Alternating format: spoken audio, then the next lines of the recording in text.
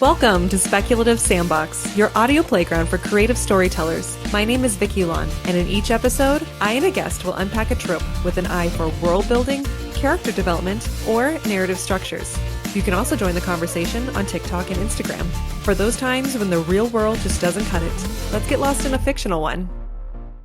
So, Mike, what are you dressed up as right now? I am dressed up as a wizard. Very Like nice. originally, it was part of a costume for a series of books that I used to read called Dragonlance. The character was Raistlin Magir. However, that requires a whole bunch of gold face paint and some contacts, and wanted to be a little more chill today. All right. Well, you look wonderful. I am an evolution of Evie. This is from a family gathering. We all got these sets of a different variety of Evie. Do I know the history of the character or anything like that? No, but if you ask my kids, yes, they know. But that's what I am today. And the hood is a little bit, it drags a little my head a little. So depending on how my neck feels, I may or may not remove it. But anyway, Mike, I'm so excited to have you here today because we're trying something very, very new. This is the first time I'm doing this, and I figured if I'm ever going to be experimental about something, you're the best person to try it with. So Word. we are doing a watch podcast, and we're going to talk throughout the duration of the movie.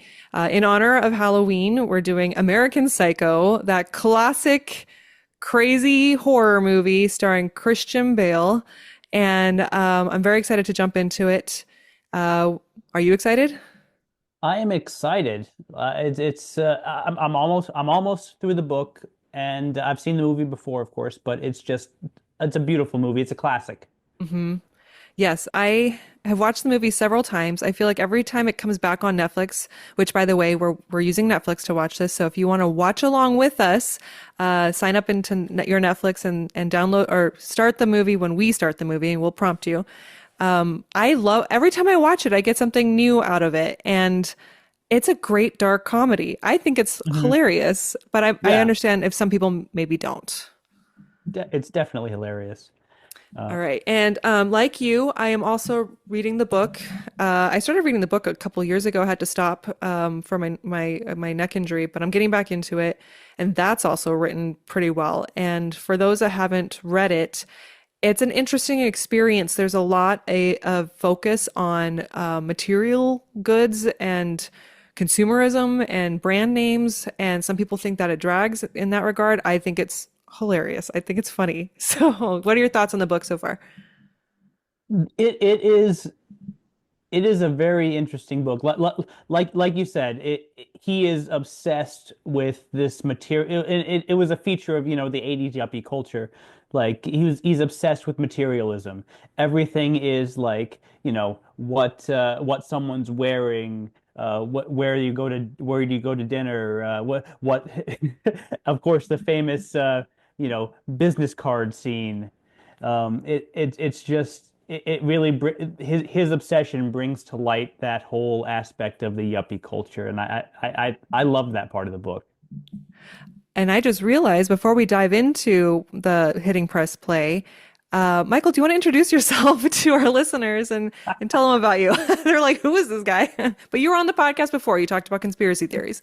Yeah, I was on the conspiracy theory podcast.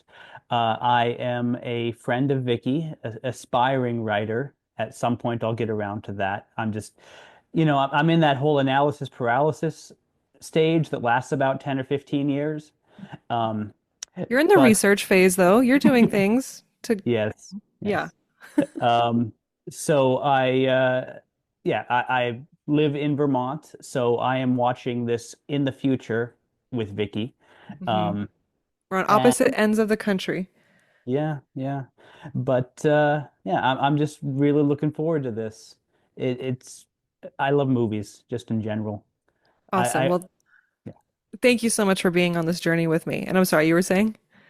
I was just gonna say that I one of my first jobs, as you well know, was working in a movie theater, and ever since then, I've just devoured movies consistently. And yeah, it's a great medium. Um, it, Different than books, but not no worse. Sure. Same form of storytelling. All right, well, let's start diving into this one. Do you have it up and ready to go? We I got to time do. this. Okay, so I'm currently on the search screen, and if anyone else wants to look up American Psycho on Netflix, I'm on the, because what happens is if you go straight to the movie itself, it might start playing, and I didn't want to get too far ahead. So I'm on the search screen. You ready to go in? Yeah, I'm ready. Okay. I'm on the movie, but on zero. So Okay, ready? Okay, three, two, one, play. All right. So let's get started. The movie's rolling. We got Lionsgate's film showing across the screen. mhm. Obviously, for licensing purposes, we cannot play the film we can't have the sound. We can't show what we're watching, but we can describe to you what we're seeing. So as this gets kind of kicked off, some quick notes that I wanted to kind of start with is I kind of, after watching this movie recently and reading the book, I can't help but feel there are parallels to Great Gatsby in the fact that it's a commentary on the wealthy, specifically in the 80s lens. What are your thoughts on that? Yeah, it definitely with the focus on materialism, like the excesses of the jazz age. However, I think American Psycho brings a different lens to it in that they're obsessed with more of like the name of like everyone was wearing a suit in Great Gatsby, but no one cared what type of suit they were wearing, what the designer was and stuff, and which is obviously a focus in American Psycho. All right, so we are in the opening credits right now, and we're watching a beautiful dish get plated, which is establishing the scene for Patrick Bateman. And I'm guessing this is one of the many beautiful meals that he eats at. Mhm. Yeah, from the book, it's almost entirely spent in different restaurants, which is just I want to live that life. Yeah, I Fun. know. Yes, it's very hoity-toity, very uppity. We have a waiter bringing in these beautiful plated dishes. So clearly they're kind of establishing food as kind of the entry point into relating and understanding this level of class that we may not all necessarily be a part of. And I just have to get this out of the way. This movie would not have been made today. I You don't mean, think so? you have a British person playing the American Psycho. If that's not cultural appropriation, I don't know what is. All right, we've got okay, he's with his friends. They're complaining about the restaurant. They talk Hmm. about Dorsia. This place is not like Dorsia, which Dorsia is a huge deal in the book too. Yeah. This an inobtainable restaurant that no one can seem to get a hold of, which I think is really funny. Yeah, just like this new and hip restaurant. All the restaurants seem relatively similar from the movie, but it's just the fact that, that one is the new hip thing that it seems like everyone's aspiring to it. Yes. Okay, so in this conversation, Patrick Bateman's talking to his friends. We've established a couple things. First is Patrick Bateman seems to be really interested in a specific account that he can't seem to get much information on, and that serves as a plot point for most of the book and the movie. But they also start introducing some really racist remarks to kind of establish where they stand as far as 80s white privileged racism. Mhm. But you made an interesting observation when we were having conversations. At one point, he mentions that it's an anti-Semitic remark. Do you think Patrick Bateman is a model citizen compared to his friends as far as progressiveness? So he is outwardly progressive. He make like and whether or not you think the comments are made in jest, he still like at least throughout. If I remember right, he does it in the movie. I know he does it in the book. He makes several observations of like, oh, we need to protect all these people. We need to stop racism. He makes the show of all of these like professing progressive beliefs, but when you hear his inner monologue, it's anything but. Hmm. It he's as horrible as everyone else, if not So more so. now we have Patrick Bateman at a club, and if I remember from the book, oh yeah, so here he is calling her an effing ugly bee, and that he wants to kill her and play with her blood, and she doesn't hear it. And Hmm. that this is where we start getting you know, the interesting mind games, I guess you can say, over what is real and what is not real. And so, one of the speaking of tropes, we have unreliable narrator. In the Yeah. book and the movie, it's very similar, where he says the worst things that you think that he's saying out loud, but nobody responds as if it's true.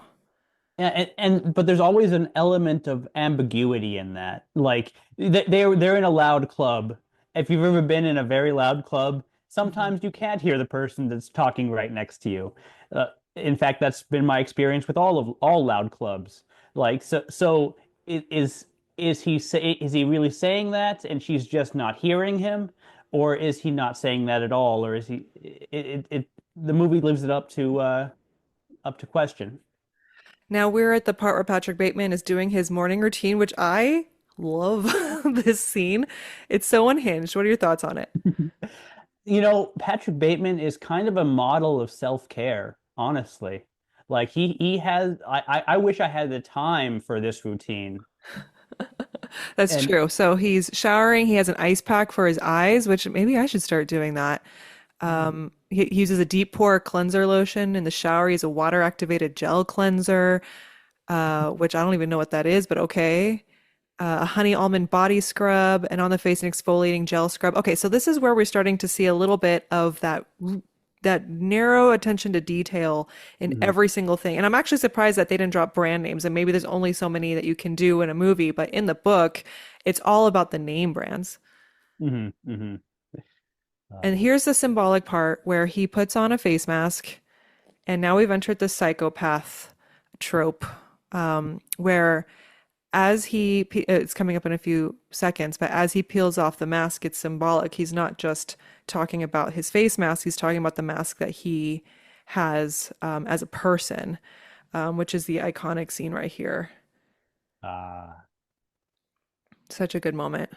And mhm, Christian Bale does such a good job. And I know that I'm sure most people listening to this know how he modeled this character after Tom Cruise, because mhm. Tom Cruise has a smile that doesn't quite reach the eyes. Um, That's so great. And Can you imagine working in an industry where you can just say something like that about someone else and like not worry about ramifications? You could just insult like a major movie star.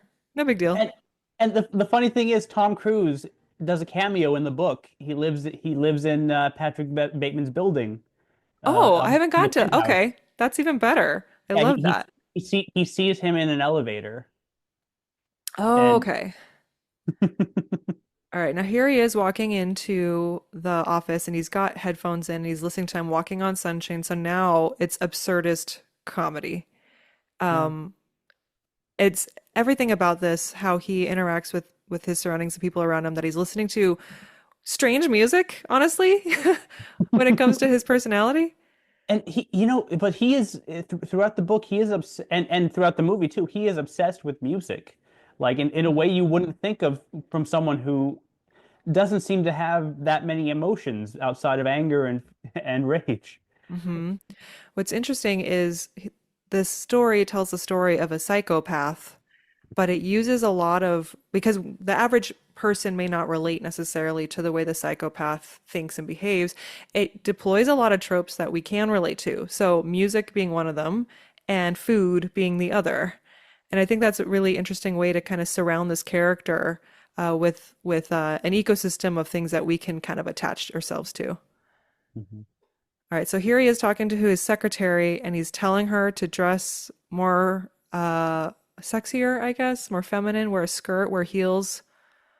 Um, oh, and high heels. I like high heels. Yeah, he would have been Me Too'd. Yeah.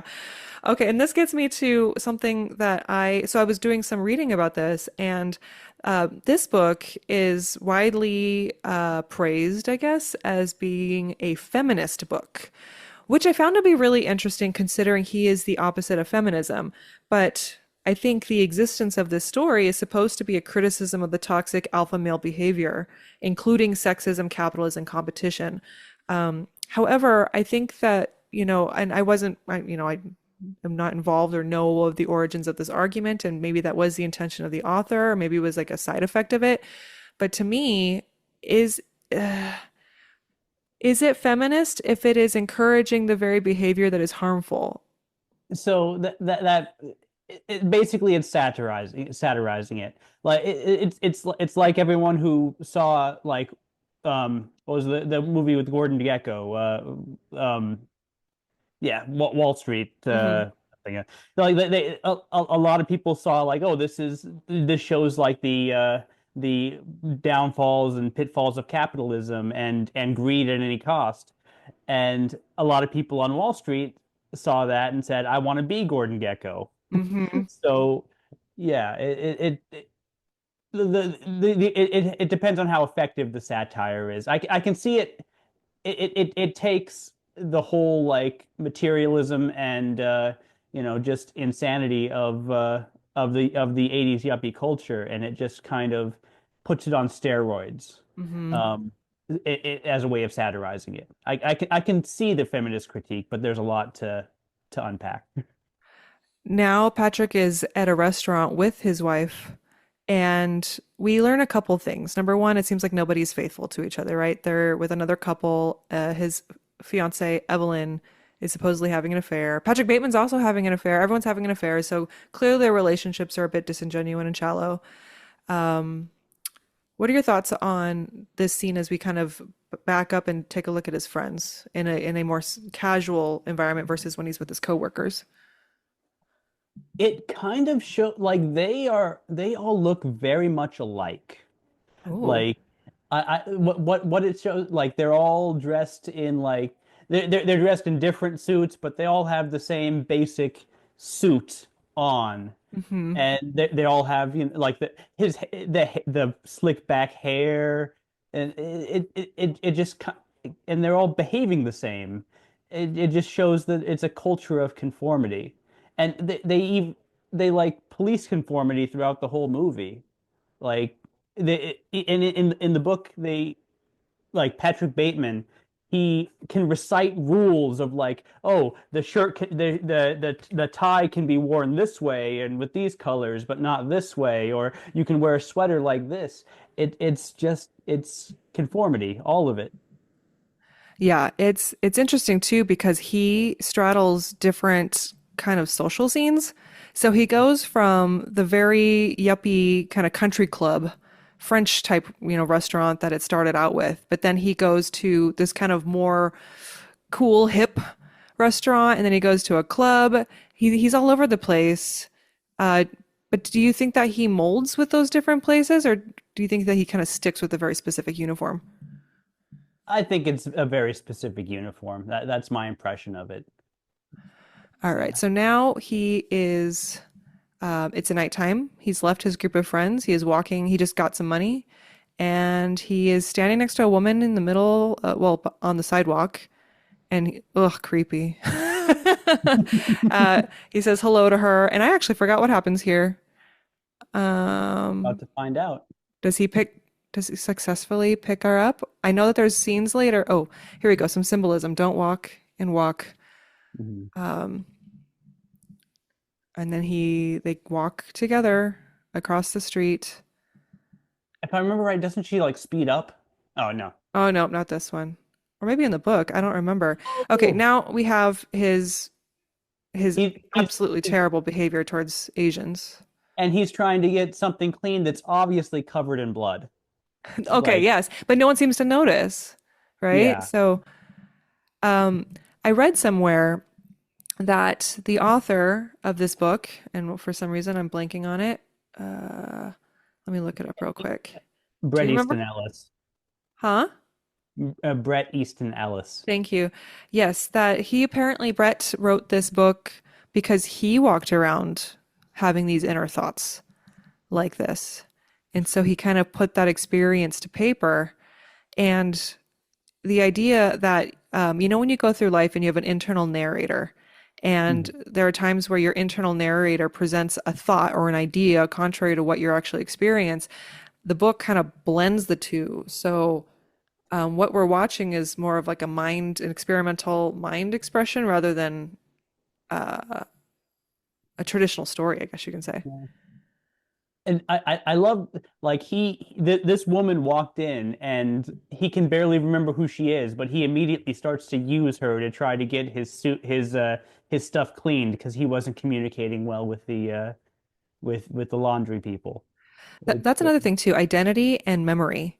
So, okay, right now we have Patrick Bateman talking to, I think, his girlfriend while watching porn in the background. But a constant theme in this movie is that nobody can remember who anybody is, and there's an identity crisis. He tries to pretend to be somebody else.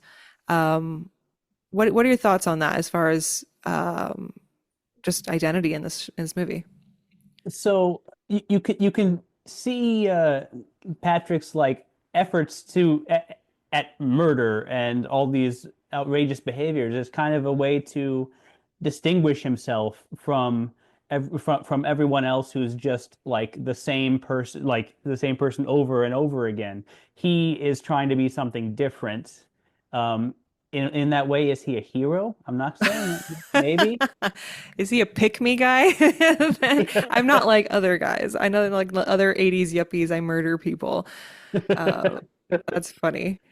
There's a scene and I think there's a scene in this movie that also matches the book where he is pretending to be someone else, and then his fiance keeps coming up and calling him by his actual name. We'll get to it at that point. But what I think is really funny from a literary perspective is the use of his name, almost like it's a taunting device. Like he doesn't like his name. He's not happy with who he himself is. He wants more. And I think that's really interesting that his own name can become something like poison to him. Well, and also he's trying to hide the fact that he's murdering people. Mm. I guess he doesn't want to stand out as much just to say like, oh, well, at least at this point to confess to all these murders. That comes a little later. So now Patrick Bateman is he's in a restaurant with his girlfriend Courtney, and he lies to her and says it's Dorcia, and he starts telling her what she's going to order, and I don't know if it even phases her because she's clearly a drugged up mess right now. Hmm. And here, so again, we're seeing that very close attention to detail of everything that he values as far as, well, it's not brand names, but I guess ingredients works. Again, we're with the food. And now we are and I'm guessing this is the boardroom, and he's back with his coworkers. And I Hmm. have got to say, Christian Bale, I keep forgetting that he's not American because he's, The accent is so good. it's so good. It's so sassy. Is this the business card scene? Yeah, I think it's about to be, which in the book Yes. took place in a restaurant. Oh, I thought that's that was right. funny. But as a lawyer, this used to happen a lot more. Like I remember when I got my first business card, Uh-huh. I was comparing it to those of my friends, and there was there was some one-upsmanship. Even like a soft eggshell with gently raised letters and little font differences like that. Nothing to that degree. And of course, now no one has business cards because everything's online. So. I know it's so sad. I actually forget to take my business cards with me, with my day job. I just tell people to find me on socials. Okay, uh, here we go. It begins. Um, mhm. someone extends. Is it Paul? Paul Allen? I forgot. I actually keep forgetting. Who is Paul Allen? Is it Jared Leto? Yeah, I believe so. Yes. Okay. Okay, here we go. He pulls out the card. So basically, in this scene, Patrick Bateman and his coworkers are showing off their business cards. Patrick Bateman is the vice president of wherever it is that they work at, and they're all very impressed by him. And it's just, standard state of the run of the mill Business business card. card. And then Yeah. his coworker goes, but that's nothing. Look at this. And he Uh, presents his, Good and I can old see there's a little David. bit of texture, right? I that texture looks awesome, by the way. When And I and first he saw this, starts to visibly sweat. yes, which it's so funny that the way that you can feel valued in a workplace that's highly competitive boils down all the way to something like a business card. When I first saw this, I think I was in college, so like a little less than 20 years ago, I didn't really see the differences. But and here's the thing too, when this movie came out, we didn't have gigantic TV screens like this. So we were Yeah. all watching them on little screens at home, unless you got to see this in the theater. I couldn't tell any difference. Yeah. It's definitely better in HD. Yeah, definitely. Okay, now here's Paul Ah, Allen's card. good old Paul Allen. The subtle off-white coloring, the tasteful thickness of it. Oh my Hmm. God, it even has a watermark, which I'm like, does it? Looking at it, I'm like, what? In the sense of a watermark, what does Yeah, that mean? you can't really see a water like I don't think I've ever seen a watermark on a business card. How is that even I that must be above my pay grade. Um, don't. Okay, now we have Patrick Bateman in his knight persona, and he's walking. And quite okay. Have you been to New York? Do they actually have steam like that? I hear they yeah, do. They do. yeah, they do. All right, Yeah, dark alleyway, steam in the background, great thematic effect. And I think this is where he comes across a homeless, an unhoused person. And this is so sad, with a dog yeah. too. I almost stopped watching the movie at this point, honestly. Yeah, it The is very evil. like kill 10 or 100 people, that's fine. Murder a dog, that's Hmm. yeah. So plot-wise, we are kind of at a point where everything we've seen has been kind of a subtext or hinted at, but this is the first time we actually see him commit an act of violence, which to me is a plot progression. Hmm. Yeah, It take Go sorry. ahead. You see him be angry and say things angrily in his internal monologue. But yeah, this is the first time it comes to physical action. Yes. So a shift in the narration, we start to realize this isn't about just a guy having fantasies in his head. He actually acts these things out. Um, and I think, I'm trying to think what I'm gonna, okay. Pausing it real quick to get a timestamp. We're about 21 minutes in. We're about at the inciting incident, the typical, traditional inciting incident point. Um, And for us, it's us going, oh, okay. This is where we've entered the horror, the actual violent part of the movie. Mhm. So he kind of taunts this homeless man, which is awful. Why do you think he even cares? I think it's that he doesn't care. Like he does like these are just it's not even a person to him. He can do what he wants to them. It's his expression of power. And it seems like he starts small, right? These are people that society may consider invisible or that they don't care about as much. Yeah, Um, so for us, we're seeing him start out, even though he had blood on the sheets before, we don't know where that blood came from. But here it we could have be someone, cranberry juice, like you said. yeah. Oh, and the dog too. Taking something out on a dog, no one's gonna see or defend. Mhm. Okay, so now we're back. He's refining his mask. He's getting a facial, um, pristine skincare routine, as you were saying. And he says, I have all the characteristics of a human being: flesh, blood, skin, hair, but not a single clear, identifiable emotion, except for greed and disgust. Okay, so then he goes on to say something horrible is happening inside me, and I don't know why. My nightly bloodlust has overflowed into my days. Okay, so how do you think this portrays psychopathic characters? Um, I think he has a lot more emotion than what would be the person I think about is Dexter, if you've Hmm. ever seen that show. Yes. Yep. It Dexter is the serial killer of serial killers. exactly. And one of the principal things of like motifs of that show is he has no emotions. Hmm. Um, this guy, he he seems to well, he has a lot more rage than Dexter does Hmm. in my view. I don't know. That's true. Um, He has a lot of disgust, a lot of disdain. Um, Maybe he's a sociopath.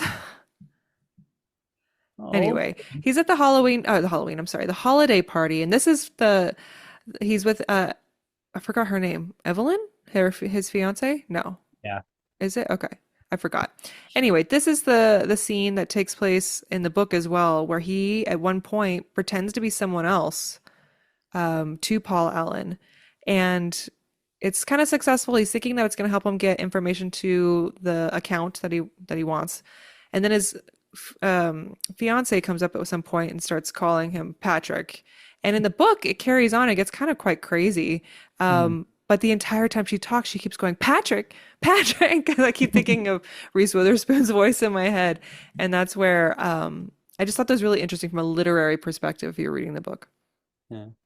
And it's just amazing. Like they're so obsessed with like what everyone's wearing and what brand of hair care they're using and stuff. But to the extent that they consistently throughout the book, throughout the movie and the book, just mistake each other. Like Hmm. people call Patrick other people's names throughout the whole book, throughout the whole movie. Now he's with Paul Allen in a Mexican restaurant. And what I find interesting is they make sure to take you on a little bit of a tour of marginalized communities, right? You have the Asian run laundromat, and now you have the Mexican restaurant. And what are your thoughts on how they kind of sprinkle different races and representation in this movie? It just makes the yuppie culture seem all the whiter. Oh, Like, yeah, every main character, every one of these, psychomaterialists are very, very white. yes. Now, Um, I mean, we were very young in the 80s. How accurate? Now, this movie was made in the 80s, right? no, No, it was 90s? set in the 80s, Set in the made in the 80s, 90s. made in the 90s. How much of, let's talk about the yuppie culture, the yuppie trope of this movie. What are your thoughts? Do you think that it's very satirical? Or what's the line between like, oh yeah, this is a realistic portrayal versus, almost a comedic exaggeration? You know, like I was born in '85, so I don't have any real life experience on which to base this. All I can say is it's in keeping with a lot of the satirizations of the '80s yuppie Mhm. culture from other media. Another book, Bright Lights, Big City, um, which also is another movie starring Michael J. Fox. It says similar things about New York yuppies. Just I know, the sorry, I didn't mean to interrupt you. I know that a lot of the clothes and the hair, my dad is an accountant. He's a CPA and he had his own firm for while when I was young. And I will say a lot of the hair and fashion choices look very familiar. Okay, now we have the Oh, famous scene. At this point, I'm not sure. I haven't really thought too hard about the plot structures, but now we are um, the first big act of significant violence. If you did not consider the homeless man significant, now we've entered into the realm where he's messing with his own network now. yeah. Um, He's killing another yuppie. he Yuppie is. on yuppie violence here. Yuppie on yuppie violence. Also, what does yuppie mean? Where did that come from? Does that mean something? I have no idea. All right, so now he's playing It's Hip to Be Square. Um, it's not about the pleasures of conformity and the importance of trends. It's also a personal statement about the band itself. Christian Bale's performance is great. So now he kills Paul, but he wants Paul to see him as he swings the axe rather than just like killing him. And that's an interesting character trait. But now we have him killing him very angrily. And like you said, he seems to have a lot of emotions for a psychopath. Yeah. Like, do you think he wanted to see him because he wanted to be recognized as something different before, Oh, yeah. killing this man? Yeah, I can see that. And now he has a new type of mask, right? The blood mask on his face. Yeah. That's quite impressive. I have to give makeup and props a lot of prop because of the way that it splashes on his face. I'm like, wow, it really looks like a mask. And he almost has a two face because now they're filming him from the angle that you don't see as much blood before panning to the wide shot and you see both sides of his face. Um, he smokes a little bit. What would you do in this situation? I've always thought about this and I've seen different movies that do this. The events right after the murder when you're alone with the body. What would you do? It depends on how much pre-planning went into it. Like, obvious, it doesn't seem like this guy plans much of his murders. No. Like, if he did, he wouldn't be carrying a bloody bag through a lobby. Um, Yes. Also, look at the way he's carrying the bag. There's no way there's a body in there. A body is heavy, and mhm, he's hauling it around like a trash bag, which is like another hint of like, okay, was there even a body in there, you know? mhm. Which of course they're going to question. So he's stuffing Paul Allen's body in a garbage bag in the back of what was that? A taxi? Is a taxi. And and and and what the person he's talking to, what he's concerned about is like, oh, where'd you get that? Like, like the duffel, not the body. Like, Mm-hmm. Yes. Yeah, carried. Oh, I heard that the brand that was mentioned in the book, and I'm forgetting names now. There was a brand in the book of which he carried the body in, and the brand in real life did not consent. They did not want to be associated with this film, so they picked a different brand that was fine with it. And I'm like, hey, branding, exposure is exposure. You know what I mean? I would have said yes. all press is good press. Okay, he's in Paul Allen's place and he is sending him on vacation. That's a really interesting strategy. So, and then Mhm, he stuffs all this guy's clothes like shit in the suitcase, a beautiful suitcase. I kind of mhm, want to get a suitcase like that. And then he leaves a voicemail. He basically pretends to be Paul Allen and leaves a voicemail. mhm.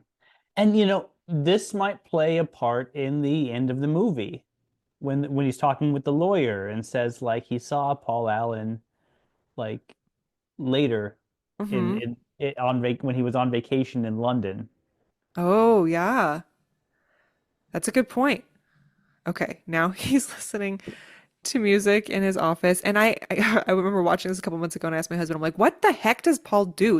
And it's weird too because, not Paul Allen, I'm sorry, Patrick Bateman, because there's no computer on his Now you're desk. confusing his name. This movie's not good for people like me that have pays attention. Um, anyway, but there's no computer on his desk. Obviously, it's the 80s. But I'm like, what does he do? What did people do in offices back then with their little legal notepads? Just a Yeah, bunch of meetings? yeah. It's funny how little his work actually plays, how little of a role his work actually plays in the movie. Like, Hmm. I guess we're supposed to assume that he works like on Wall Street, but it never really says. And Yeah. yeah, it's All right. So his secretary, who took his advice and is in a skirt and heels, but he doesn't seem to notice, he's now being visited by the detective, played brilliantly by Willem Dafoe. Um, oh, with he plays with the the best detectives. yes, and he has the perfect teeth. He kind of has vampire teeth. Hmm. All When, right. when when I first saw this, I was thinking of Willem Dafoe in Boondock Saints as Okay. the same detective, like maybe a prequel to Boondock Saints. All right. So there's an investigation. Donald Kimball, the detective, he's sniffing around. Hmm. People want to know where Paul Allen went, right? Yeah, yeah. Oh, he's got porn on the desk? Interesting, interesting. Okay. So now the detective reveals he's been hired by Meredith to investigate the disappearance of Paul Allen. Um, I imagine a couple days have passed in a logical timeline. Oh, your Probably. doggy is on the screen. Hi, Missy. Oh, uh, hi. All right. So now we have Patrick Bateman sweating it a little bit. We need to figure out how he's going to handle this. So he's under investigation. I'm sure he hasn't really thought much about a cover story. He seems to be a little bit impulsive. Yeah, he's flying by the seat of his pants. Not a good like, if you're gonna murder people and not get caught, this is not the way to do it, guys. No, not at all. Also, I like that he put down a coaster for his desk um, before she set down the cup. And I'm curious if that's for, uh, vision, like coming off as clean and pristine, or do you think he's like a neat freak? I assume, yeah. I'd say a neat freak. Although Okay, he didn't put a coaster under the bottle that came along with the glass. Like interesting. that condensates too. What the hell? And the wood, I'm guessing the wood back then is just like, so so vulnerable to watermarks. Although I live in Arizona and things evaporate so fast. Okay. And that's so random. I went to Texas one time and they had water condensation on the table and they had to wipe it up. And that's when I realized it's so humid there, it wouldn't dry on its own. Anyway, who cares about water condensations? Moving on. So now we have Patrick Bateman trying to answer questions about where Paul hangs out and trying to come up with things because he doesn't really seem to know Paul. Hmm. He Because lists they're all off the and same. sorry, go ahead. Because they're all the same. Oh, Like that's true. Now, I haven't gotten this far in the book, but you have, right? I actually just got to the point where the detective comes into the office. Like that's as far as I got so far. Okay. Um, so yeah. And honestly, it is impressive how fast they got here because we're only what 35 minutes into the movie, and like this is about three-quarters of the way through the book. Mm. What I like about this scene, if you're looking at it from a like a suspense perspective for the writers out there trying to figure out, how to make things more entertaining or suspenseful for their Mhm. readers, you can't really tell which way Willem Dafoe's character is leaning. Mhm. He comes in very much like through Patrick Bateman's like lens of paranoia and suspicion, and then at some point he almost like starts leaning into friendship. Do you think that was a strategy, or do you think that was genuine? Like a little bit of good Oh cop yeah, seem to be bad cop. yeah, I don't I always I saw it as he's trying to as he suspects Patrick. And yeah, that was my read on it, but I could see the other way too. I mean, Patrick Bateman's a rich guy. Maybe he just wants to, get in with the yuppie class. that's true. There's a benefit to that. Okay, so now Patrick Bateman wants to get out of the situation, and he's gonna go meet with a friend, and the detective is kind of picking apart his little excuse.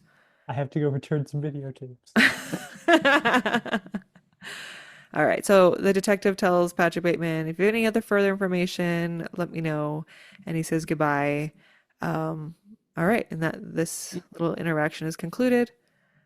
You know, And Patrick, hmm? they probably put this scene earlier to make it more believable because like by this point in the book, he'd killed many people. And Mhm. and they strategically put this out after like the first time you see him after the first time you see him kill a yuppie. So Ah, you kill a yuppie, you get a reaction. that's true. All right. Now he is back to his routine of working out in his center, but he's in what's supposed to be a peaceful environment. He has horrifical screams in the background. Um, it's like he relaxes through violence. Mm-hmm. And now we have the The scene problem. where he picks up uh, a woman of the night. Mm-hmm. And you're right. I remember reading this scene before that, like, I haven't gone to the detective scene, but I've read this scene, which Yeah. is he shows up with a driver, no less. So there's a driver because he's in the back, right? Mm-hmm. And Yeah. the Yeah. driver drove him, which who is this driver? Where did this driver come from? So in the book, if I remember right, he he took someone else's limo and he was Mm-hmm. pretending to be someone else. And then he had them just go to a place where he knew there'd be prostitutes because he'd watched this particular prostitute before. But yeah, this is once again, if you're gonna murder someone, don't do it like this. You're literally bringing a witness with you in the driver. Okay, so now he's got the prostitute in the back of the car with him. Look at the car phone. The car phone. It's Yes. a brick.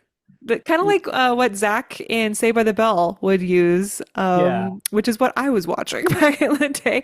Okay, so we talked about this scene actually. And okay, so he brings this woman to his place, and at some point he calls an escort service and gets another woman. And what proceeds is a very uncomfortable um, interaction between them, social interaction, followed by a very graphic sex scene in the book. And the Mhm. book is way more graphic than what The you book is see. essentially a penthouse letter. It Like, sure, it really is. But okay, so as I'll start talking about this now because the scene will take a while. Um, the reading the book, it is very clear that Patrick Bateman, and in here too, kind of freaks out these women. But these women, under obligation of their jobs, are there. Also, they've been brought to a different location. You know what I mean? They're kind of stuck. mhm. And I suppose they could leave, but I'm sure their income hinges on their ability to, leave. And this woman in particular, the prostitute, has a pimp. It's implied because she was looking back when he picked her up. Um, they're not very forthcoming with him, right? They don't really put effort into the social time. Um, but when it changes to the sex scene, it is so over the top enthusiastic that I cannot help but think that is an example of when we leave reality and we enter his head and he becomes the fantasy that he sees all the time in porn. What are your thoughts? Unreliable narrator. Yeah, Hmm. I believe it. Like I said, it there is an aspect, I assume, to sex work that makes you want, like, they're probably well schooled in faking it, Hmm. like, in putting on a performance for their client. So I think there's some of that, but the way you're right, the way it plays out, it's essentially a porn. Yeah. The, Okay, and, so we have, oh, sorry, go ahead.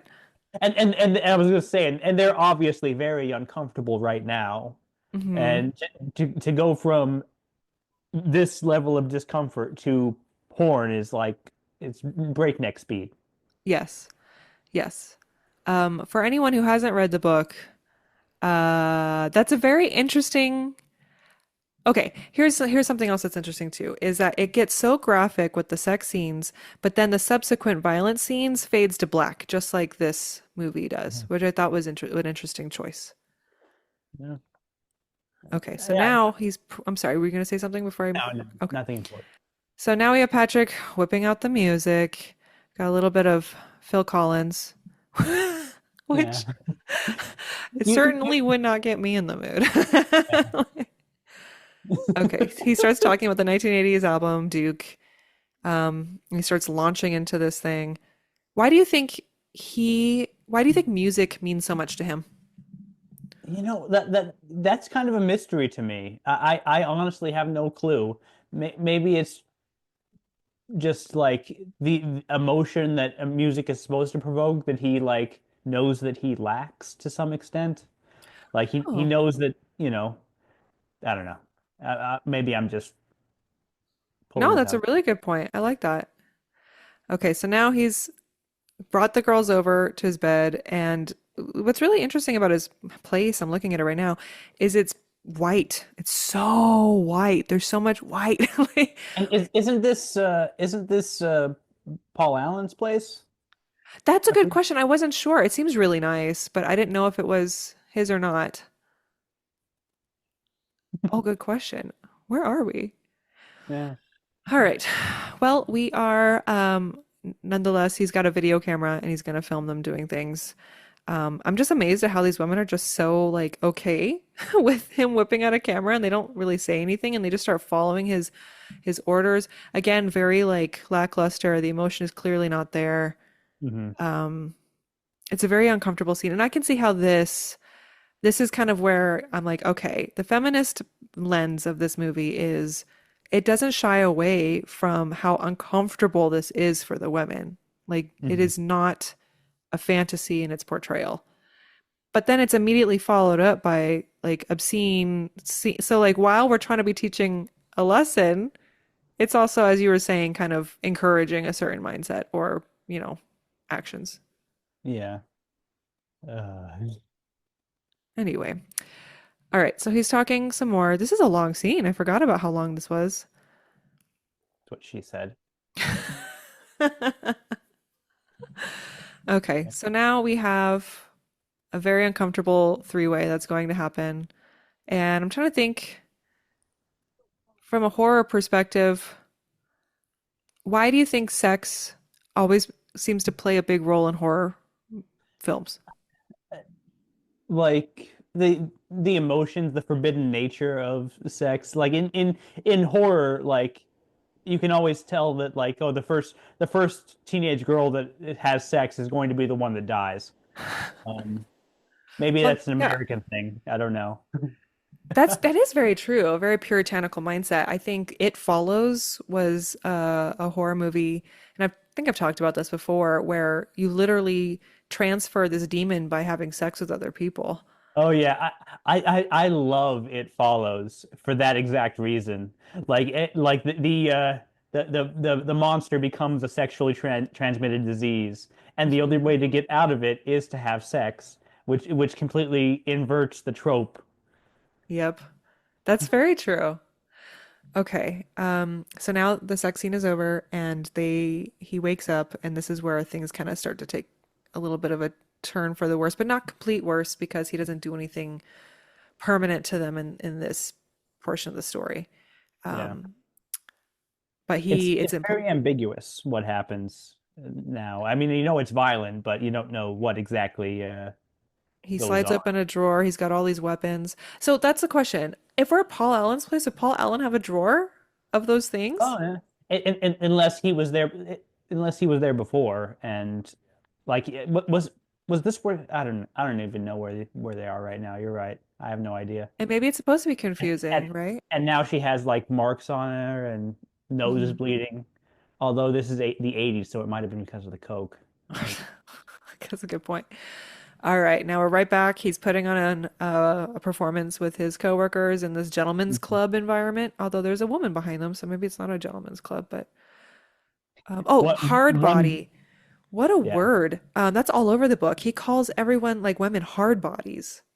yeah. Only the attractive ones though. Only attractive ones, which I looked it up and it's meant to mean someone with an attractive body that is athletic, firm, literally hard.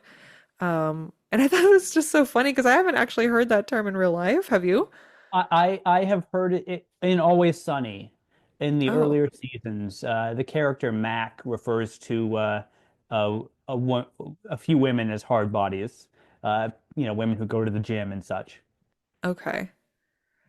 But All right. I think she might be the only woman in the room, the one right above his shoulder, right there. Yeah. Oh, wait, no, no, there's one at the bar as well. Okay. All right. We got, women breaking barriers and Yeah, entering new places back in the 80s. All right. So now we have what's his name? Lloyd? I forgot this guy's name. He looks like a Lloyd. No, Lewis. yeah, Lewis. He presents his business card and everyone's kind of indifferent to, oh, look at that. He's caught color. Oh yeah, gold.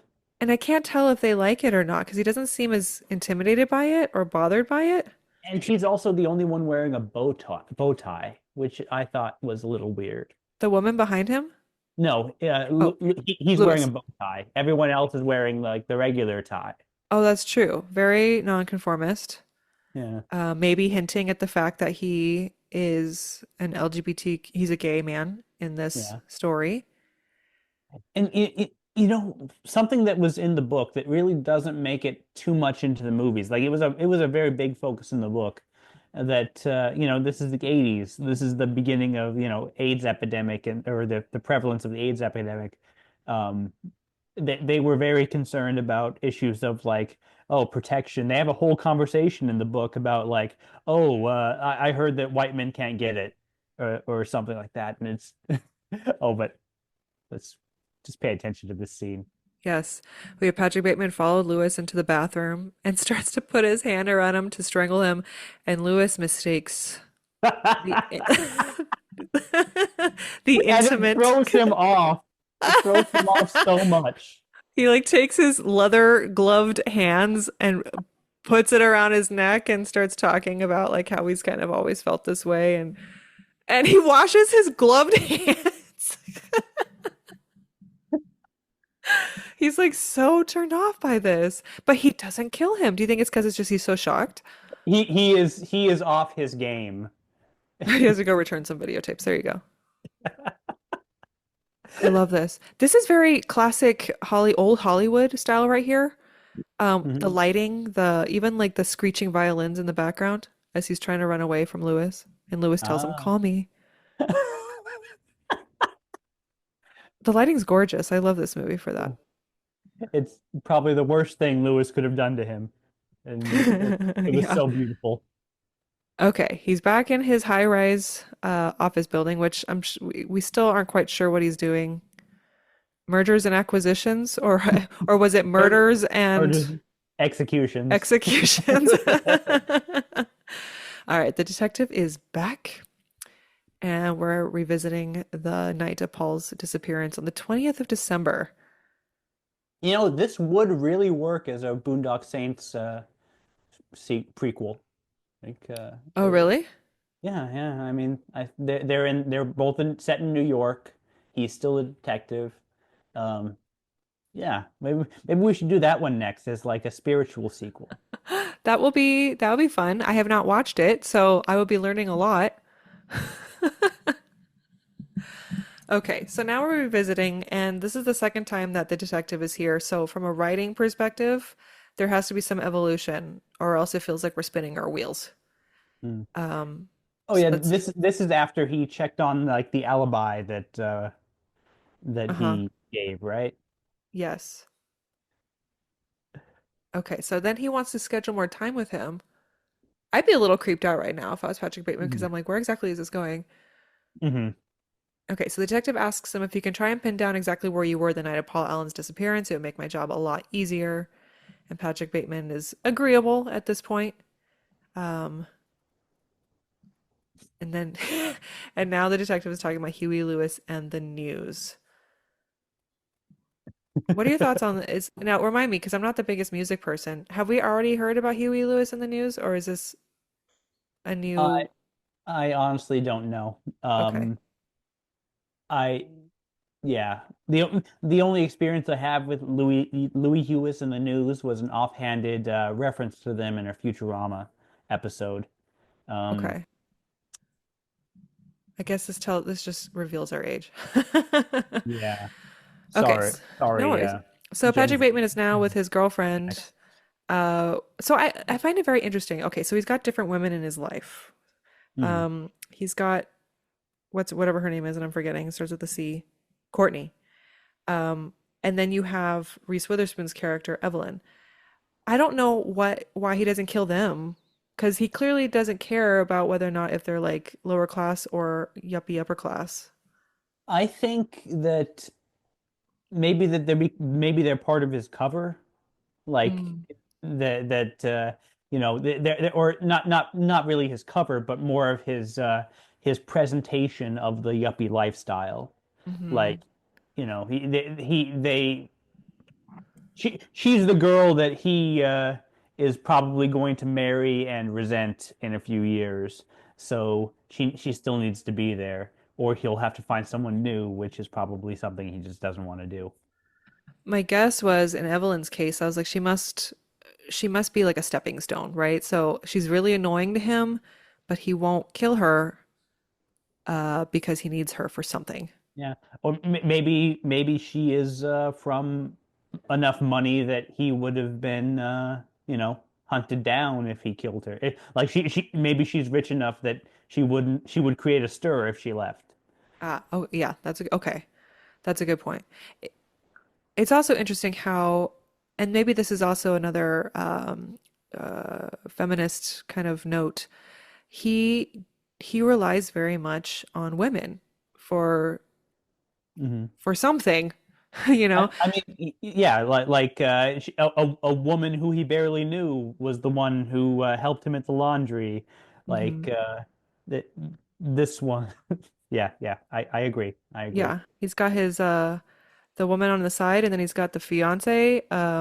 He needs them for something, whereas the men in his life he seems to be more at odds with. Hmm. And I do feel like this could be a feminist note because I think a lot of women can make a similar observation that men have a harder time opening up to each other, and so many times the woman is what's is getting exposed to his more vulnerable sides. Hmm. Um, anyway, okay. Were you going to say something? I'm sorry. I was gonna say one scene or one character that I'm surprised they left out of the movie after I read the book, or that after I, got into the book.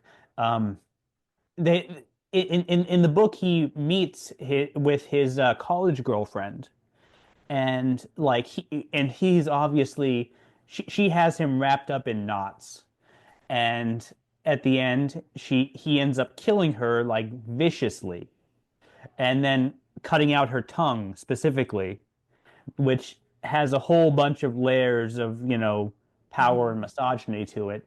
But yeah, I'm surprised they left that out of the movie. Well, not really surprised. I can see how that might have gone from an R rating to an NC-17 or whatever. But uh, That is interesting. Maybe, and I haven't gotten to that part yet. Maybe it's one of those things where now you had a lot of women players kind of mhm, evolving around this character, and maybe it was they thought it was too much, at least for the possibly. simplifying it for the movie, I suppose. But that's really interesting. You also told me that he meets his brother, like he gets to know Yes. his brother.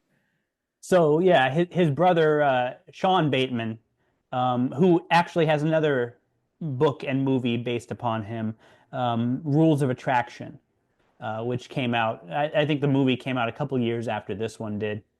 Um, yeah, and his little brother is so they hate each other, of course, but his little brother is so much cooler than he is. Like he gets into Dorsia because he knows the chef.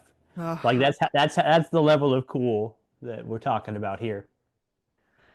okay, Uh, so now he's at a club, and when they just talked about murders and executions, which actually, you know, what's really funny, and of course it's murders and acquisitions, yeah. is so my husband trades stocks, and my daughter, when she was very young, and she asked him, "What do you do?" And he told her, she thought he said socks. So for a while, she thought he traded socks, which is it's awesome. I mean, some socks are very valuable. I have a pair of pug socks that I would not part with for the world. So, Okay, he is now getting into the limo with. It's so taxi. funny. With who? Isn't it a taxi? Oh, sorry, you're right. He's getting to a taxi. And I feel like he's dressed like Paul Allen here. Look at Yeah. the pattern on his shirt and the tie. It feels very Jared Leto from the back. Okay, so now he is And doing the crossword. Hmm. he had a piece of her the what looked like the woman's hair from the Oh, uh, wow, I completely breezed over that. Okay, so he got into a limo with a girl, and we can now make the assumption he did something to her, which is why he has hair, her yeah. hair. Okay. And he was completing the crossword with the NY Times crossword with just like meat and bone. Yes. No, he totally looks like Paul Allen here. I feel like he's Yeah. stylized more like him. Mm. Um, he just looks like Jared Leto. All right, so he's talking to his secretary, and now he's entertaining the idea of taking her out, which puts all of us on edge because she's this innocent. Yeah. She's the innocent archetype. You can tell by the bangs. Yeah, okay, the bangs. He's wearing sunglasses inside too. Yeah. What a I, douchebag. I'm I'm really glad that suspenders aren't a thing anymore. Really? Do they really hold your pants up, do you think? Or is it just a style choice? I think it's a style choice. To each their own. I'm not, if you like suspenders, good on you, and wear them if you want them. It's just something I never, ever could get into. I actually Ever. bought a pair of suspenders because I wanted to see if I can make it work, and it just gave me wedgies. So I have one pair, and they have not gotten very far. All right, here he is with his awesome brick of a phone, and he's trying to get. Oh, he's pretending to get a spot booked because does she want Dorsia too? Yeah, Um, everyone wants Dorsia. and is Dorsia a real restaurant? I've been meaning to look God, that I up. hope not. You know, Um, I am sure that after this movie, someone made it one. I'm not sure. It probably didn't last though. Dorsia, New York. Okay, here I am looking it up. Dorsia.com, a members only platform with access to coveted reservations at the most in-demand restaurants in New York, London, Miami, etc., etc. But that's a Dorsia.com website. However, is Dorsia based on a real restaurant? And this person says it is important to remember it is purely a creation of fiction. Hmm. But Dorsia is used everywhere. Here's another website. We only make money when you make money. No financial commitment up front, no hidden fees, etc., etc. Oh, someone's head in the freezer. That's the girl. Okay, now we know what happened to her. All right, so he brought this poor innocent. She's so cute, and I love her dress. Very flattering for her Hmm. skin tone. Um, they're in the same place, and as you said, there's a head in the fridge. Very Hmm. nice industrial level kitchen, by the way. He just said that she could always be thinner. He's such a jerk. Okay, so now You they're know, trying to figure out what to do. one thing I like, all of these homes, they have these beautiful kitchens. I never you never see anyone using them. If I had a kitchen like that, I would not go out. Oh, true. I love it. Well, that's because we're working class, Mike. We are not yuppies. Okay, this is Paul Allen's, right? He's been okay. This answers the previous question because this is where he killed Paul Allen before in this room, Yeah. right? Okay, so he is this pure white room. That's where he's taking prostitutes and all that stuff. Oh, I love the fact that he had in the background you see a a a glass why am I blanking on the name of that? Like for the stars. Oh, the telescope. Telescope. Yes, yes, Yes. yes. I kept wanting to say spyglass. I knew that wasn't it. The spyglass, and it's not for seeing stars. It's for looking in other people's apartments. Y yes, because they're in high rises, right? And they could look across the Yeah. way. If you were in a high rise, would you get curtains? Oh, definitely. You would? Like I don't like people seeing in my house now when I'm on the ground floor. Yeah. Okay, so now he is kind of puttering around this kitchen looking for tools of destruction here. He's talking about Ted Bundy. He clearly loves his serial killers. And this, At least he's well read on the subject. I mean, if you're gonna do something, commit to it. I suppose so. He's got a lot of time too, because he clearly doesn't work. He just he just meets with people and sits around. So I guess he reads up on serial killers and Mhm. listens to music. Like, so is this also a satirization of like just corporate America? I mean, Oh yeah. all these people have jobs where they make a lot of money, but no one seems to do anything. Yeah, I can see that working. And that's why I also found this to be so similar to Great Gatsby in that it is picking a genre to criticize the wealthy in this particular setting of New York Mhm. during the 80s in a way that shows how destructive they are. Um, oh gosh, now where the heck did that come from? And so he's a nail gun? Is that a nail gun? It is a nail gun. A pressurized nail gun, which, every 80s, upper class yuppie has in their kitchen apparently. Ugh. And it's gigantic too. So he Like this, stops. it's Hmm? like the cell phone, the 80s cell phone of nail guns. So here's what's interesting. Evelyn's calling him, but he's in Patrick's house? Or not, sorry. He's in Paul Allen's house?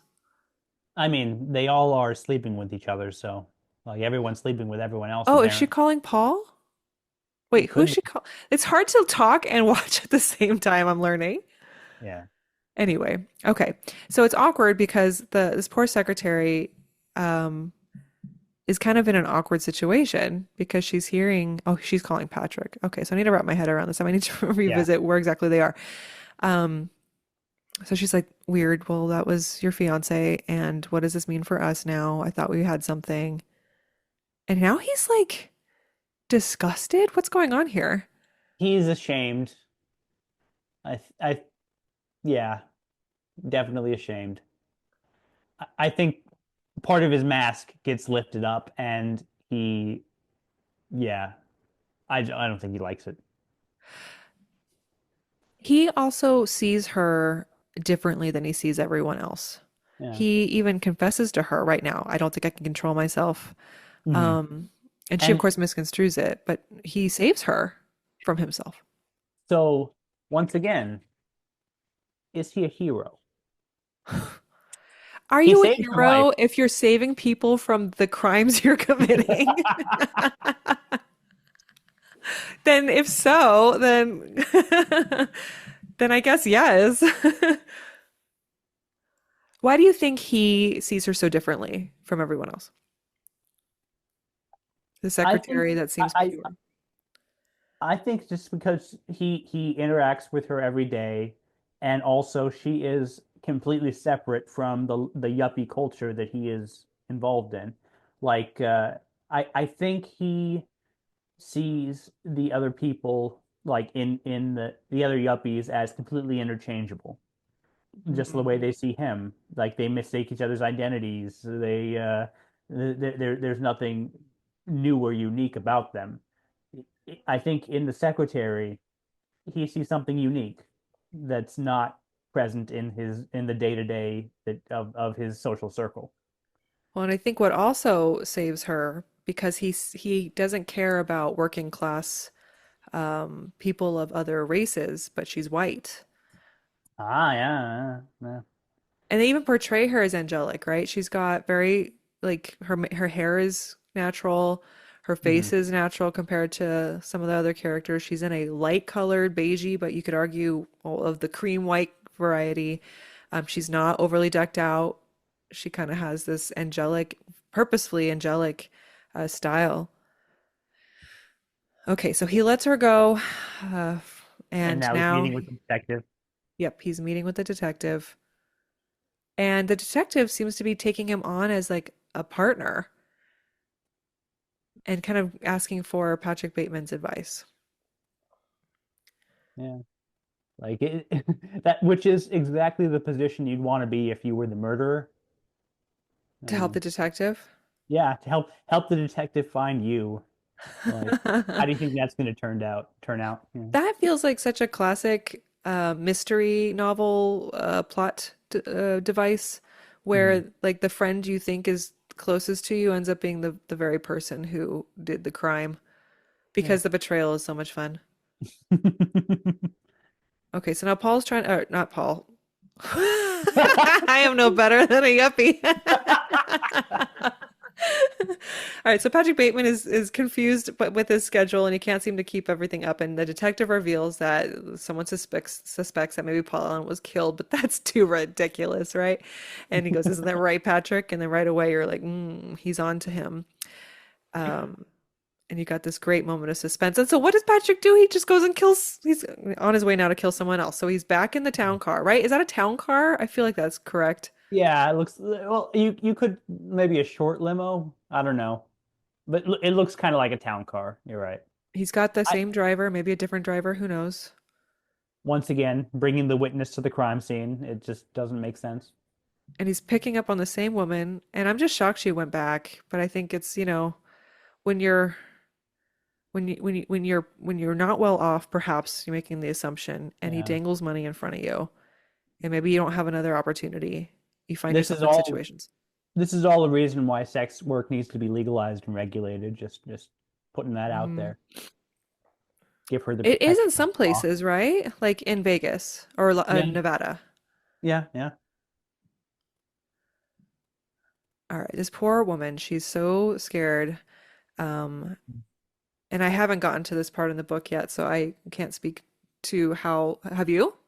No, I have not, no. Okay. All right. So you and I are semi knowledgeable between movie and book, but now we're in kind of unknown territories here. Hmm. So he takes it, he's writing her a check and oh, she's leaving.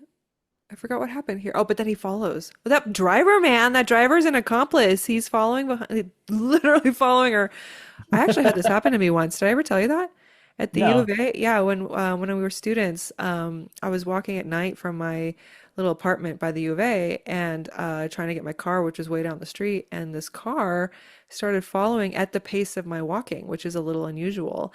And I was so creeped out about it that right when I came to like a big bush, I stopped walking and the car stopped. And I was like, huh? And then I hear through the window, where'd she go? And I was like so freaked out because it was like 10 o'clock at night that I just turned and ran back. I was like, forget my car. I ran back home, got home safe. But yeah, that happened. Fuck. It is Yeah. so difficult being a woman. I've never had to contend with that ever. Yeah. Like, yeah. Sorry. Yeah. No, I appreciate that. That's why, yeah, you don't go out after dark, you stay in. Although it sucks, we should just tell these guys to don't go out at night and harass Well, people, but yeah, life is you life. should we should tell men not to be creepy and rapey. We Yeah, yeah. that probably get their job done faster. All right, so now he's brought the prostitute back to where are they now? Is this Paul Oh, Allen's place? yeah, I think this might be Paul Allen because it looks completely different from the other place, and he's drugging them. Oh, so did he kill Paul Allen in his own house? I oh yeah, I Okay. I think this is a woman that he might know from some other context, if I remember Yeah, right. so someone from his network, right? So there's Yeah, two women here. You got this. Clearly, she's more w well off of a different economic socio class than yeah. the woman that he just got from the street. And that poor woman, she's just sitting there kind of listening to these people be bored. Like another thing too, that in The Great Gatsby, rich people are boring, right? The Yeah, idea that they do nothing. Okay. yeah. It's So this is taking the last three-way scene and elevating it. So we're in a similar situation. Of course, it cannot be a repetition of what just happened. Something has to happen, which is why anytime I watch movies like this and you kind of see yourself seeing some cycling back, you're like, okay, it would be really lazy plot device if like the same thing happened again. So something new is going to happen here, an elevation of the stakes. Um, okay, he just said you're at Paul Allen's. She is at Paul Allen's. So now they're in Paul yeah. Allen's living room. Hmm. I feel kind of bad that I keep mixing up where they're supposed to be. And I've seen this movie several times and it just, I don't know if it's my fault or if this is intentional, if we're supposed to feel this way right now. The You should ambiguity of it you should all. ask Eric if he knows anyone like Patrick Bateman. Oh, oh yeah. So my husband Eric works with New Yorkers. Like, maybe, who knows? Yeah. All right. So now they're drinking, he's getting these girls drunk. This poor he's trying to kind of hint at getting a three-way going. Um and it seems like this woman who kind of plays back with him, she feels Mhm. like she's on more equal footing with him than this poor woman that he hired. Christy, there she is. Her name's Christy. And she is just obviously not having a good time at all. Like, Yes. but he is drugging her, so that might change soon. Is that what happened? He put drugs in the drinks? Yeah. Okay. And does he do that to okay, so now yeah, they're both I very think he into did this that. now. All right. So now we've got some girl on girl action, and Patrick Bateman starts talking about Whitney Houston. Perfect. He says four number one singles. I think that's what he said. And and she's making fun of him. there's a Huh? whole chapter in the book titled Whitney Houston. Like, Really? Did you yeah, read it? You got to yeah, that? Okay. yeah. He has a kind of a love affair with Whitney Houston, which I found surprising, Interesting. given his other beliefs. Yeah. Proclivities towards racism. Yeah. Yeah. Interesting. Alrighty. So now he is going on and on about the philosophies and the ideas that he sees from the music. Um, and these poor girls, they're definitely drugged or high on life. Something's going on with them, and it's So going to segue towards a sex scene that is uh an elevate. Something bad's going to happen to them. his his like constant or seemingly constant diatribes about music. Do you think that is something he actually feels, or do you think it is something that is part of the persona that he wants to present? That's a good question because I part of me feels like Okay, if we're gonna say that he is a psychopath, then I feel like he does a lot of masking and music, I wonder, is one way where he feels like he can connect to people. Mm-hmm. And so now, so it's almost like a demonstration of like, look how human I am. But clearly he's detached from human emotion because he always brings it up at the most inappropriate times. Hmm. Anyway, okay, so now the sex scene has evolved into a murder scene, and Christy starts running around the apartment and she starts seeing this horrific like transformation of the apartment. There's bodies everywhere. There's words written on the wall in blood, and now he's chasing after her with a chainsaw in tennis shoes. Yeah. Oh, and he tries to eat her. He bites her at Yeah. least, and she kicks him in the face. Like one There's of a his favorite movies from Texas Chainsaw Massacre that was playing earlier in the show. oh, good catch. He's pissed that she kicked him in the face. All right, she's running, running, running. You think she's made it. She has zero blood on tracking on the ground though. You'd think that maybe she would have left some marks, but that's what's always so Yeah. interesting about these scenes is that just like him dragging the body, and it seems like he's not carrying a body, and now here Hmm. she is covered in blood, but she's not leaving blood on anything. And Here, she's screaming and pounding on everyone's door, and no one's like, maybe that's a commentary on New York that no one cares, or just the 80s in general that no one cares. yes. He's running naked through an apartment with a chainsaw. Yep. Some people are gonna at least tell him to shut the fuck up. There's got there. How is it possible there's no one else on the stairwell too in a place as Yeah. dense as New York? I mean, maybe that's possible in a yuppie apartment. Okay, so what I love about this scene is that there's clearly some camera work to film this, especially right here. He gets her with the chainsaw at the bottom of the stairwell, and she's lying on the ground. But look how massive she is, right? So, I think I've seen behind the scenes shots of this. It's a model upstairs, and you got Oh the yeah. real her, and but it's kind of a cool choice that they make, just visually. Movie Mhm. magic. I love movie magic. All right, now he's drawing her body in a very cartoon. He's a shitty drawer, Yeah, he's like a 5-year-old.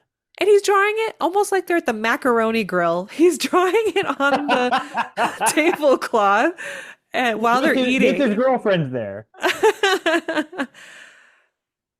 Reese Witherspoon is so funny. I think she plays this role so well. This whole time that I'm watching this movie, I remember the first time, I'm so scared for her because you Mhm. watch him do all these terrible things to women, and she's just there, like within Completely reach. oblivious. Ignorance is bliss, I guess. And then he breaks up with her, and then that's what I worried about is that I'm like, he can definitely break up with her by just killing her, but he doesn't, Yeah. and she doesn't hear him. He's like, it's over, it's over. Why do you think he's breaking up with her? Do you think he's just tired of her? Like, why? Yeah, I don't like I don't know honestly. Like it just seems like maybe this is the first inkling that we have that he has just had enough of the yuppie scene that he's trying to assert some sort of individuality. Yeah, especially because he's killing them off, right? So a Yeah. disconnect. Yeah. Um, okay, so his world's kind of crumbling a little bit. He is undoing the foundation that he was introduced to us as having, right? So his friends, his fiance. I think it's funny when he breaks up with her and she starts loudly crying. You're not terribly important to me, he tells her. And then she just starts sobbing, which I feel is a manipulative tactic. Maybe she's worse than him. Who Yeah, knows? they're all kind of terrible, right? Yeah.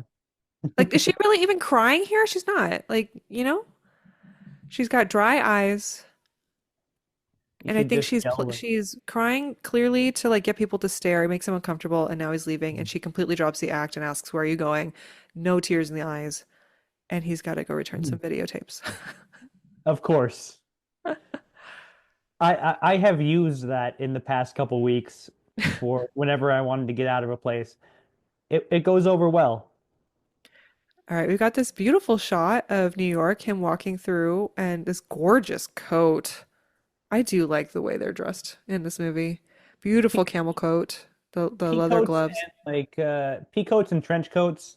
That's something they should Hmm. always be in style. All right, now Patrick is starting to really depart reality because he's trying to get money from an ATM and he sees a kitten. He picks up the kitten and the ATM beeps and says, "Feed me a stray cat." Yeah. And it's like he considers it. Oh, and then he gets a gun out of nowhere and is going to shoot the cat and how that's going to feed. Oh, and then he shoots her. Okay, so now um we are, let me check where we are real quick. Hmm. Oh yeah, we're at the climax. We're in the Act 3 climax. Um he kind of seems to not care about anything at this point as far Mhm. as the structure that he had before. He's So trying, go ahead. the first time I saw this, I thought like this has to be a dream because it is just so it is like so out there that Uh-huh. like no one could see this actually happening, and then you go back to normal life. Yeah. So he shoots an old lady. The police are magically just there, and seem to be chasing something. He tries to break into vehicles and they all like the alarms go off. Now he's in a shootout confrontation with the police with a gun that I don't remember them ever showing before, which is interesting because usually Chekhov's gun is you show a gun at the beginning of the movie, it's got to go off in the third act. But do you recall seeing a gun? Not before he pointed at the kitten. Okay. And then he has a huge movie car Yeah, explosion. it's like he doesn't even understand how his gun exploded a cop car. All right, now he's running and let's see, is he going to Paul Allen's apartment? I don't remember. I think he's going to his office. He's going to his office. Okay.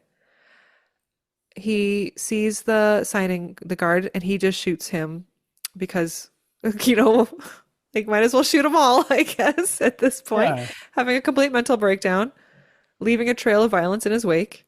yeah, like you do. That janitor's so lucky. Oh, wait, no, no, no. Just kidding. The janitor's not lucky. He is about to leave. The janitor appears. He used a turnstile to come back around and shoot the janitor. It's slapstick comedy at this point. It's, yeah. All right, now he's in a different building that looks just like the other. I honestly thought, didn't, I'm like, where's the dead guard? Where's the janitor? It looks exactly the same in my opinion. Okay, so now we have a new guard and he approaches and takes out not the gun. Like, did he kill the first guard just because he accidentally grabbed the gun first?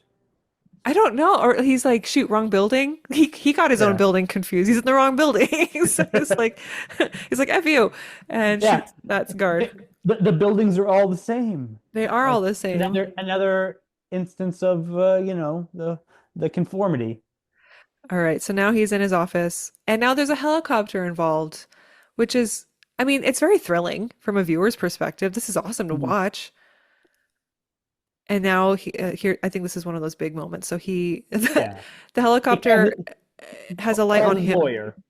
Yeah, and he calls his lawyer. He calls his lawyer, which we've never met before, right? Yeah. No, no, no. But although if you're as a lawyer, generally you'd call them before, you know, Is all that of this so? happens. Okay. But just when you're being pursued by the cops and have just killed like three or four people, um, you know, it's harder to defend from that. But Yeah. So you're telling me, as a lawyer, Mike, you would prefer it if your client called you and to tell you that they were going to kill somebody? and I would advise them against it. Oh, very nice. Yeah. Okay, so he is confessing to his lawyer about all the murders he's done, including Paul Allen, Hmm. all the women. Um, his body is dissolving in a bathtub in Hell's Kitchen. And he couldn't even remember the number of people that he killed. He says about 40 or something.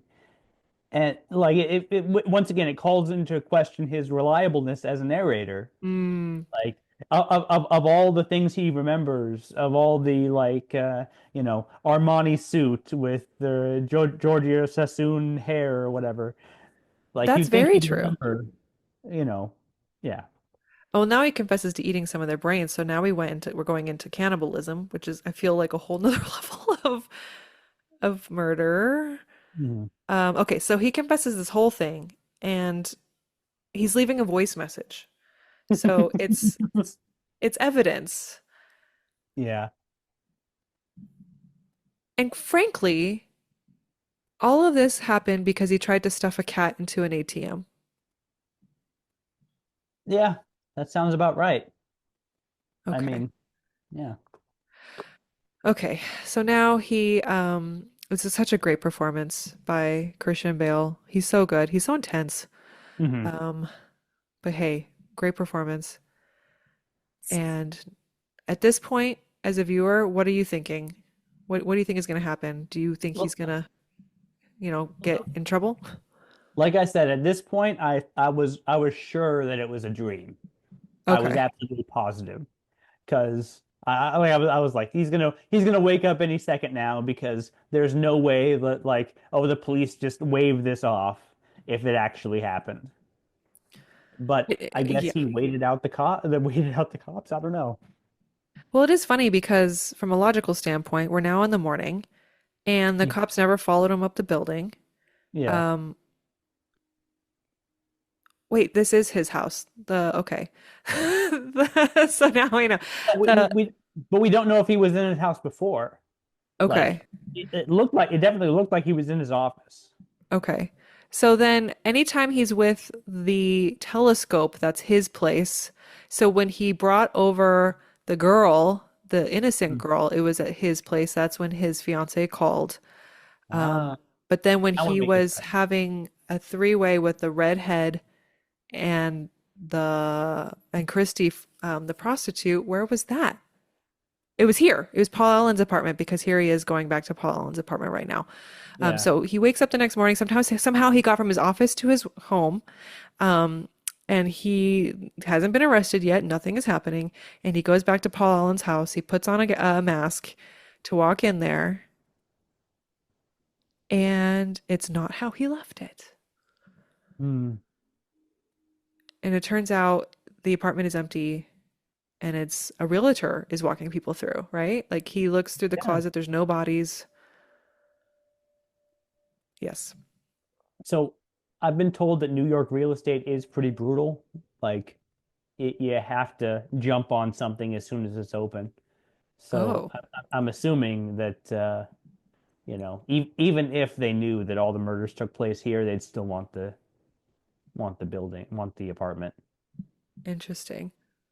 Okay. So at this point, Paul Allen is still not there, regardless of whether or not like he killed him. The place is Mhm. unoccupied. So I guess the question is, was it ever Paul Allen's place? Yeah, and all the bodies are gone. Uh-huh. I find it Like interesting. these Sorry. are bodies that he just saw like what a day ago. Yeah, the night before, Yeah. right? Yeah. Um, so then, okay, if we were to try to apply logic to this, I am guessing he saw this apartment, whether or not it was Paul Allen's, and used it as a staging place, whether or not for actual crimes or for fantasizing about crimes. Hmm. But then you find out that Paul Allen like is doesn't occupy the place. I think he ended up moving away, or I think we're gonna find that out later. Yeah. Well, I think later, like he might have just be on vacation or something. Or yeah, you're right. He might have moved away. Yeah.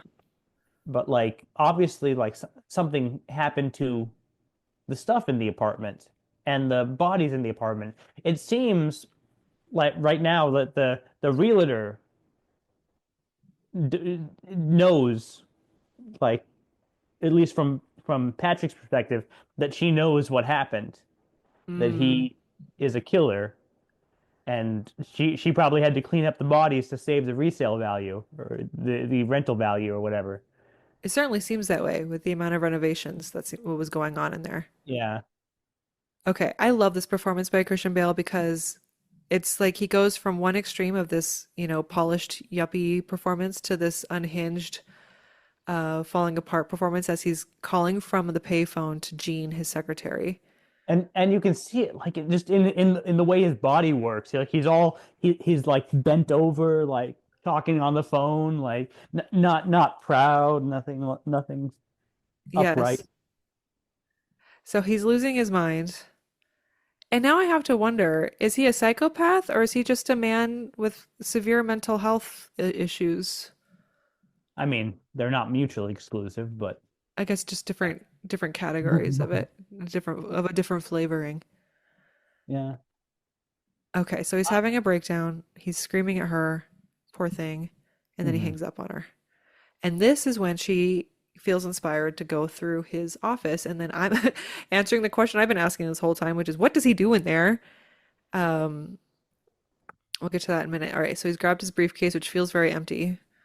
Um, all right, so she goes and approaches his Mhm. desk and she starts rifling through and she discovers some pretty disturbing things. Mhm. What does she find, Mike? Uh, PB. She's fine.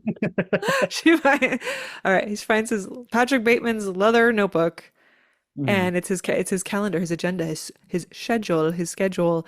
And Um, and then the drawings he's made in his schedule of, mhm. you know, And there's nothing in there too. Like it's blank except for his social, mhm. meetings, and then um, There was a drawing with a knife, someone and going towards someone's face. yes, very violent depictions and is very childish. And that's actually kind of funny too, how childlike his drawing skills are. Yeah, he is a 5-year-old, really. Okay, he's a mess. He's showing up to lunch um, with his coworker friends, and he looks definitely not himself. He's sweaty. Hmm. He's on edge. He's a little manic. And you know what's weird? Like in the book, he's like 26 at this point. He does not look tw like Christian Bale does not look 26. No, no. Do you ever feel like, especially as a kid, looking at our parents of this generation, that they seem so much older in their 20s? There's a few you know theories about that like a lot like people of our age just generally have healthier lifestyles and know how to take care of themselves more. There's no less smoking, more exercise, more, eating right. Um, and also hairstyles. Mm, Hairstyles is a yeah, big thing.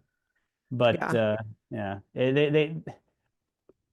people people definitely do look older in older movies. You know. All That right. So that could be now, sorry, go ahead. no, no, no. I was just gonna say that could be a 26-year-old by 80s standards. I don't know. Maybe, yeah. Well, he's got a good head of hair. All right. So now Patrick Bateman's talking to his lawyer, right? Mm-hmm. And he's referencing the voicemail he sent them, but then the guy is mistaking him for someone else that isn't Patrick Bateman. Hmm. And this Which is where I'm like dumb. I'm like, oh my God, no, who and what is going on now? So what are your thoughts? So he goes, I did it, Carnes. That's what Patrick Bateman said. I killed him. I'm Patrick Bateman. And I think it's so really interesting that he doesn't know who he is, but he's supposed to be his lawyer? yeah, yeah. And once again, this goes to the whole culture where none of them are they're all conformists. They're all the same person essentially.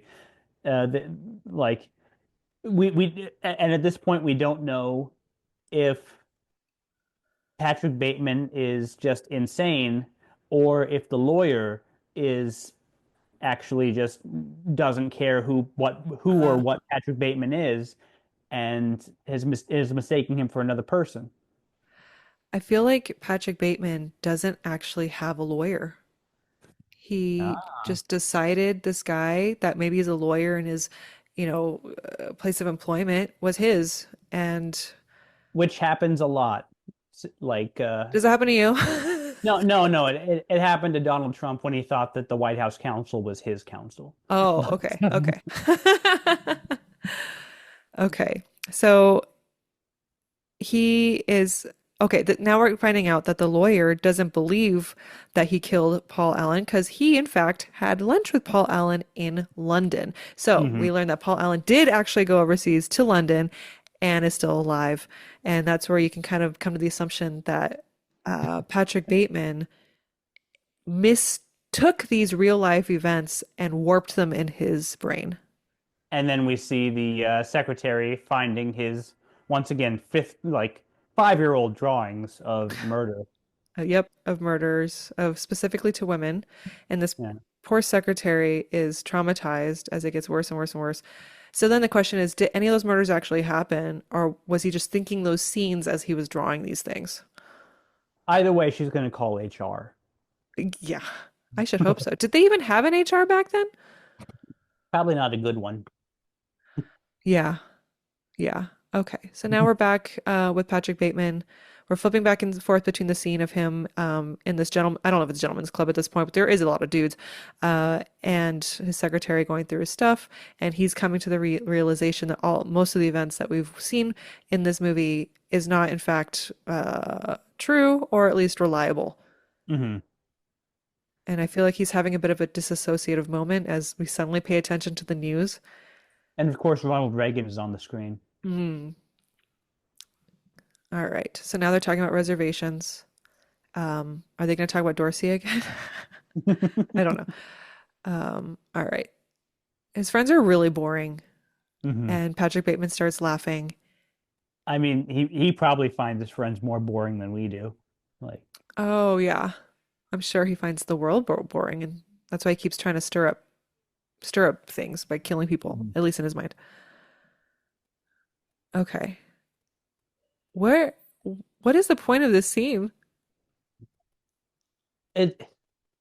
I think it's just like he tried to get out. He tried to confess. He tried to, do whatever he could. And like he says right above his shoulder, this is not an exit. Oh, nice catch. He is back to where he started, and he can't get away even if he wanted to. Interesting.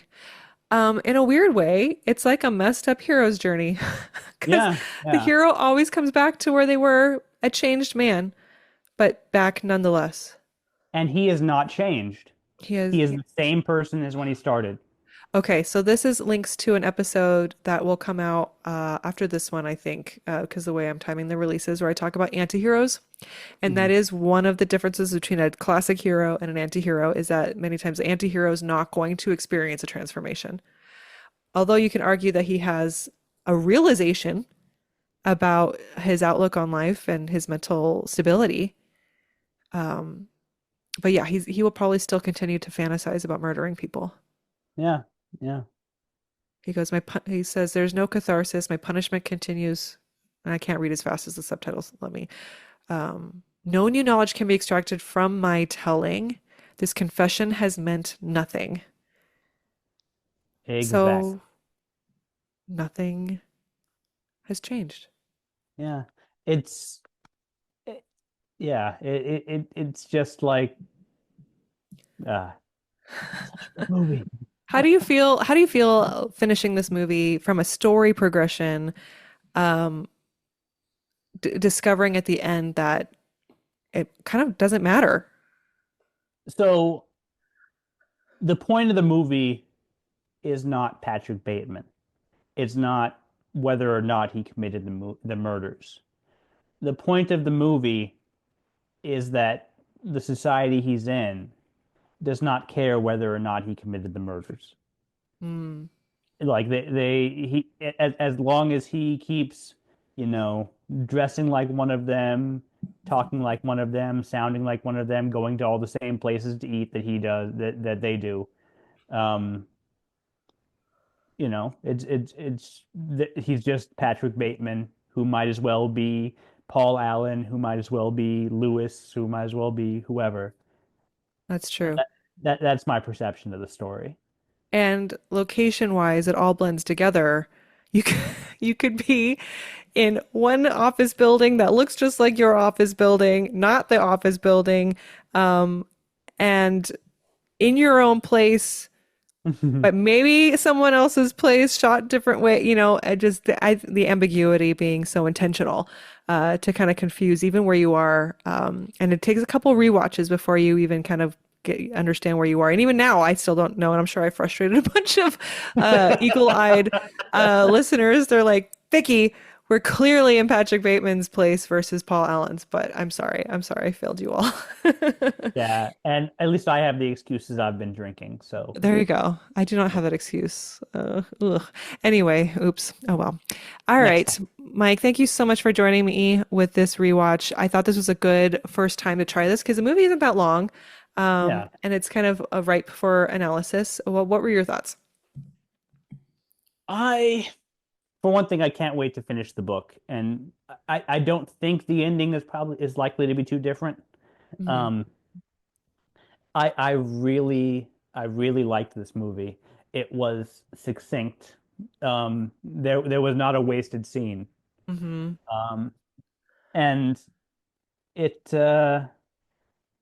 I saw this as kind of a companion piece to Bright Lights Big City as that I referenced earlier. Uh, it's iconic. It's iconic. You didn't watch this movie until recently, right? Yeah, my wife actually introduced me. Well, not introduced me, but was the first person to actually get me to sit down and watch the movie end to end. Because I'd seen parts before. Like you can't go through law school without seeing the business card scene. Someone is going to show it to you. Actually, I was introduced to the business card scene in college. I don't remember what the context was, but they played that scene. Yeah. I guess it's just how they do. I don't I know. just, yeah. All right. Well, thanks, Mike. Any final remarks before we conclude this very long but hopefully fun episode? Um, so if you have read the books, know that Patrick Bateman's taste in alcohol is completely plebeian.